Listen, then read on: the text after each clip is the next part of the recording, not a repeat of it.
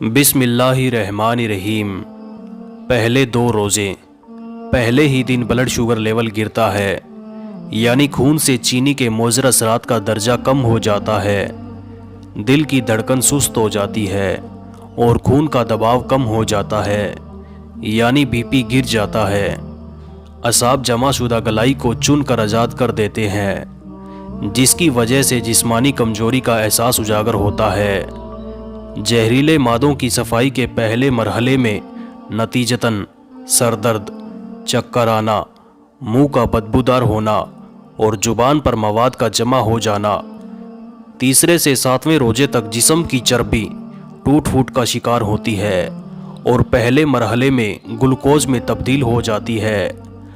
بعض لوگوں کی جیب ملائم اور چکنا ہو جاتی ہے، جسم بھوک کا عادی ہونا شروع ہو جاتا ہے اور اس طرح سال بھر مصروف رہنے والا نظام ہاضمہ رخصت مانگتا ہے، جس کی اسے اشد ضرورت تھی۔ خون کے سفید جرثومے میں اور قوت مدافعت میں اضافہ شروع ہو جاتا ہے۔ ہو سکتا ہے روزے دار کے پھیپھڑوں میں معمولی تکلیف ہو، اس لیے زہریلے مادوں کی صفائی کا عمل شروع ہو جاتا ہے۔ انتڑیوں اور کلون کی مرمت کا کام شروع ہو جاتا ہے۔ انتڑیوں کی دیواروں پر جمع مواد کا ڈھیلا ہونا شروع ہو جاتا ہے۔ 8ویں سے 15ویں روزے تک آپ پہلے سے توانا محسوس کرتے ہیں، دماغی طور پر چست اور ہلکا محسوس کرتے ہیں۔ ہو سکتا ہے پرانی چوٹ اور زخم میں درد ہونا شروع ہو، اس لیے کہ اب آپ کا جسم اپنے اتفاق کے لیے پہلے سے زیادہ فعال اور مضبوط ہو چکا ہوتا ہے۔ جسم اپنے مردہ کینسر شدہ سیل کو کھانا شروع کر دیتا ہے، جسے عام حالت میں کیمو تھراپی کی مدد سے مارنے کی کوشش کی جاتی ہے۔ اسی وجہ سے پرانی تکلیف اور درد کا احساس نسبتاً بڑھ جاتا ہے۔ اعصاب اور ٹانگوں میں تناؤ اس عمل کا قدرتی نتیجہ ہوتا ہے۔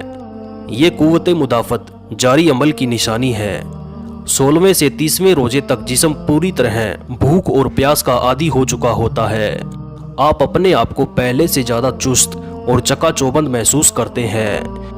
ان دنوں آپ کی زبان بالکل صاف اور سرخی مائل ہو جاتی ہے، سانس میں تازگی آ جاتی ہے، جسم کے سارے زہریلے مادوں کا خاتمہ ہو چکا ہوتا ہے، نظام ہاضمہ کی مرمت ہو چکی ہوتی ہے، جسم سے فالتو چربی اور فاسد مادوں کا اخراج ہو چکا ہوتا ہے، بدن اپنی پوری طاقت کے ساتھ اپنے فرائض انجام کرنا شروع کر دیتا ہے۔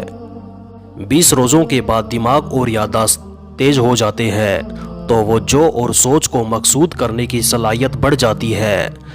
بدن اور روح تیسرے عشر کی برکات کو بھرپور انداز سے ادا کرنے کے قابل ہو جاتے ہیں۔ یہ تو دنیاوی فائدہ رہا، جو بے شک ہمارے خالق نے ہماری ہی بھلائی کے لیے ہم پر فرض کیا، مگر اللہ پاک کی رحمت دیکھیے کہ اس کے احکام ماننے سے ہم دنیا میں بھی کامیاب اور آخرت میں بھی کامیاب۔